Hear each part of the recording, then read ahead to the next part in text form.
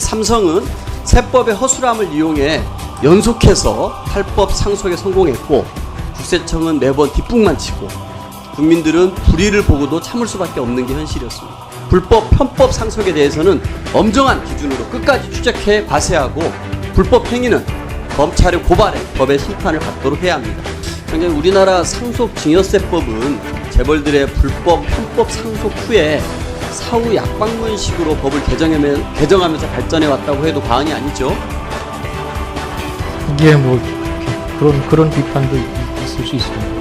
특히 삼성은 세법의 허술함을 이용해 연속해서 탈법 상속에 성공했고 국세청은 매번 뒷북만 치고 국민들은 불의를 보고도 참을 수밖에 없는 게 현실이었습니다. 상속 재산에 대해 세법에 열거되지 않더라도 과세할 수 있는 완전 포괄주의는 2003년에나 도입이 됐습니다. 그러면 현재 재벌들의 세금 없는 부의 대물림은 근절되었을까 하는 의구심이 듭니다. 유리지갑 국민들은 여전히 재벌과 부유층이 온갖 편법과 불법을 동원해 세금 없이 부를 대물림하고 있다고 생각합니다. 유독 재벌들에게 조세 행정은 여전히 정의롭지 못하고 불공정하다고 불신합니다. 그렇기 때문에 저는 국세 행정이 매우 중요하다고 생각합니다. 불법, 편법 상속에 대해서는 엄정한 기준으로 끝까지 추적해 과세하고 불법 행위는 검찰의 고발에 법의 심판을 받도록 해야 합니다. 그것이 국세청의 신뢰를 높이는 길이며 조세 저항을 줄이는 길이라고 생각하는데 큰 틀에서 제 말에 동의하십니까? 예, 동의합니다. 예. 그런데 최근에 고 이병철 회장의 에버랜드 인근 토지가 이건희 회장을 거쳐 이재용 부회장에까지 불법 편법적으로 상속되는 과정에서 국세청이 이를 알고도 제대로 과세하지 않았을 뿐 아니라 검찰에 고발하지도 않았다는 의혹이 제기되고 있습니다. 화면을 한번 보시겠습니다.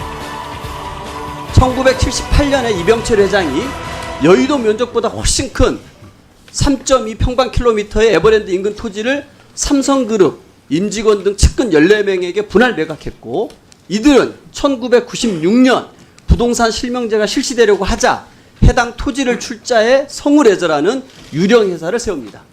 활동이 전무했던 성우레저는 2002년에 대주주가 이재용인 에버랜드에 해당 토지를 570억 원이라는 헐값에 매각한 후 청산해버렸습니다. 국세청은 2011년에 세무조사를 했고 이 과정에서 성우레저가 이건희 회장의 차명 재산인 것을 확인하고 명의신탁에 의한 증여로 의제해서 100억 원만을 추징하고 조사를 전개했습니다. 저는 이 과정에서 좀 국세청이 놓친 몇 가지를 한번 지적해보고 청장님께 의견을 묻고자 합니다. 첫 번째 문제는 성우레저의 토지를 에버랜드의 헐값으로 매각했는데도 적정 가격을 산정하지 않고 매각 가격 570억 원을 그대로 인정했다는 겁니다. 당시 공시지가만 700억이었고 인근에 있던 이건희 회장 땅 적정가를 적용하면 매매가는 1666억 원에 이릅니다. 이에 따른 법인세 등 포탈 금액이 500억 원이 넘습니다. 더구나 국세청은 이건희 회장과 에버랜드 대주주인 이재용 회장은 특수 관계인 만큼 두 법인 간의 헐값 매각은 부당 내부 거래로 보았어야 했는데 법인 간 정상 거래로 판단해 버렸습니다. 두 번째 문제는 이렇습니다. 국세청이 조사 과정에서 성우레저의 땅이 이건희 회장 소유인 걸 확인하고도 명의신탁 증여 의제료만 과세했다는 겁니다. 편법 증여로 과세하면 가산세 등을 합해 토지평가액 1666억 원의 75%인 1250억 원을 과세했어야 합니다. 근데 이 부분을 또 놓쳤습니다. 세 번째, 국세청은 성우레저 임원들이 토지 매각 후 배당받은 190억 원이 각자의 계좌에서 동시에 빠져나간 것을 포착하고도 이 자금의 최종 목적지를 추적하지 않은 채 조사를 종결했습니다. 또한 조사 과정에서 이건희 회장의 차명 계좌 256개를 발견하고도 과세 조치나 검찰 고발을 하지 않았습니다. 이제 좀 한번 여쭤보겠습니다.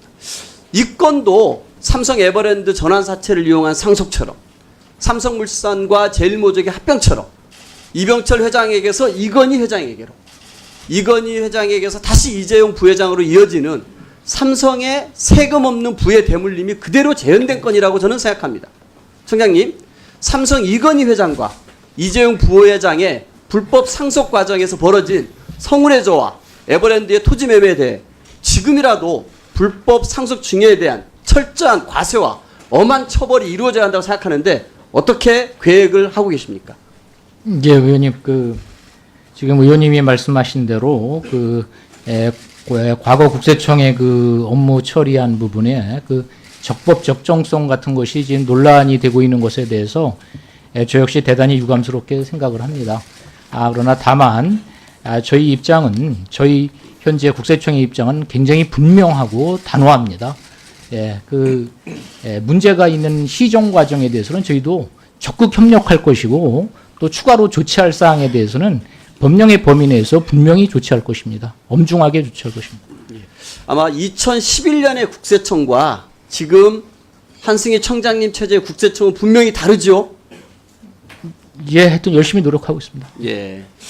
이번 사안은 특수관계인 간의 부당 내부 거래라고 저는 보고 있습니다. 아버지와 아들 간의 관계입니다. 공정위에 통보했어야 하지만 법의 근거가 없어서 공정위에 통보할 수는 없다고 알고 있습니다. 맞죠? 예, 그렇습니다. 예.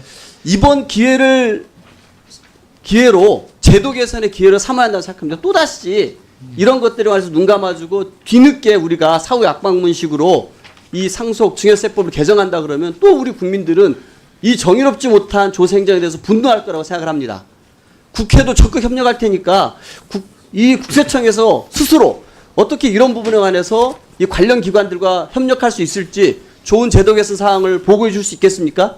예, 의원님 말씀에 전적으로 공감하고 그런 방향으로 검토를 하고 있습니다. 예, 나중에 예. 보고 드리겠습니다. 예, 이 기회에 우리 국세청이 예전의 국세청이 아니라는 모습을 좀 우리 국민들에게 확실하게 좀 보여줘서요. 이런 삼성의 세금 없는 부의 대물림에 대해서 엄정하게 조치할 수 있는 국세청으로 거듭나길 바라겠습니다. 이상입니다.